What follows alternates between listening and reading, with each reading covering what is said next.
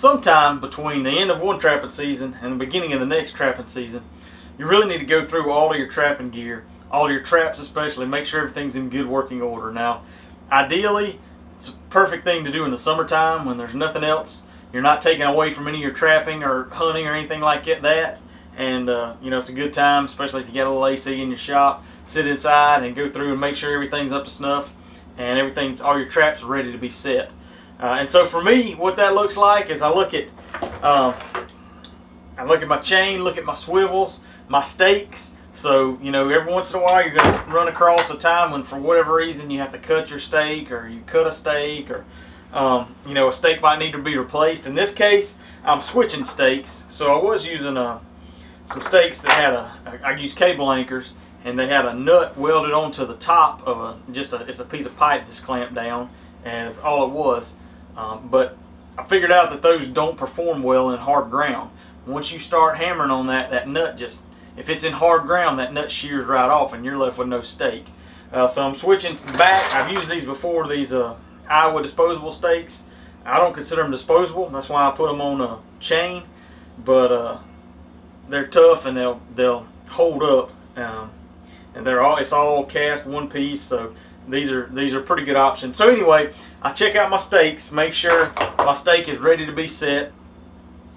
Make sure I still got a tag. If you trap in a state where you got to have trap tags, you know, when you're trapping coons and different things, you do stand the possibility of losing tags. So that's one thing you want to make sure is you get your tag on there, you're legal. Then I'll set my trap, and when I'm setting it, I can look at the dog, and I can see the dog on this trap is bent a little bit. So we'll see how that affects how it sets. But I'll just set it. Alright, and it sets alright. So now it's set, and I want to see how the pan levels up. So ideally, my pan, when it's set, click, when it's set, it's level with the rest of the trap, and that's pretty darn close.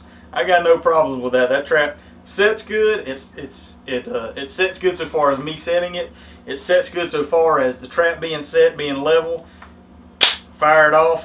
I'd say even with the kind of curved dog, that trap is all right. I'm good to go with that trap. So I'll grab another one. First thing I notice, I've got to replace the chain on the anchor on here, swiveling off. I have no clue what happened to this trap, but I'll also look at the dog and see that dog is all jacked up. It's not going to sit. I need to replace that dog, and that's one reason I like these MB550s. Is you look at the dogs and they're stout. You know, it's round steel. You know, it looks like it'd be impossible for a coyote to bend that thing, but they do.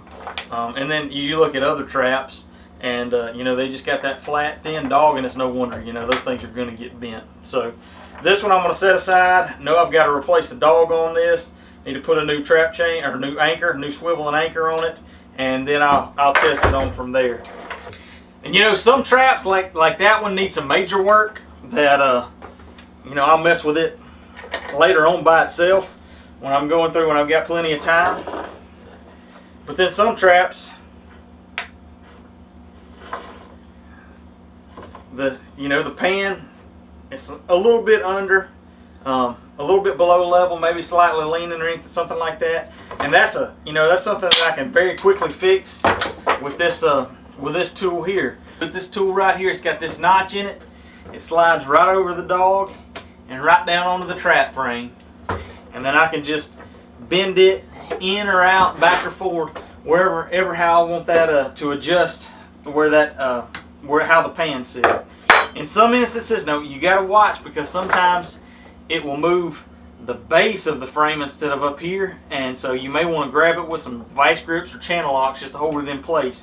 But that's a real quick adjustment. If that's all it is, I'll adjust it as I'm going, throw that baby to the side, and keep on going.